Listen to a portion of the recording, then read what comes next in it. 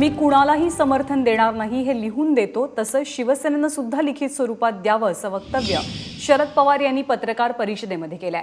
सोबतच सेना भाजपच्या संघर्षात राष्ट्रवादीलाच फायदा होईल असं तर्कट शरद पवारांनी काढलंय। शिवसेना आणि भाजपवरती पवारांनी आज हल्लाबोल केला। नोटाबंदीनंतर शेती क्षेत्राचं मोठं नुकसान झाल्याचंही पवारांनी नमूद केलंय।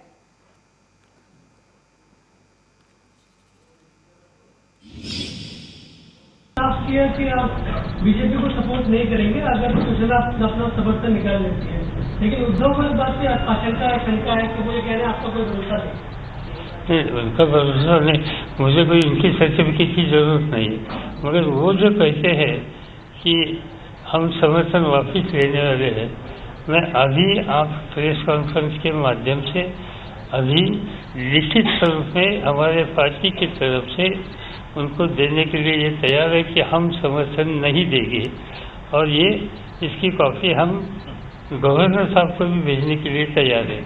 उन्होंने भी ऐसा ही खत तैयार करिए और उन्होंने हमारा समर्थन नहीं है ऐसा खत लिखकर राज्यपाल जी को दीजिए, और इसकी कॉपी आपको सर्कुलेट करें, हमें मत दे दो, आपके सर्कुलेट करें तो हमारा समर्थन है।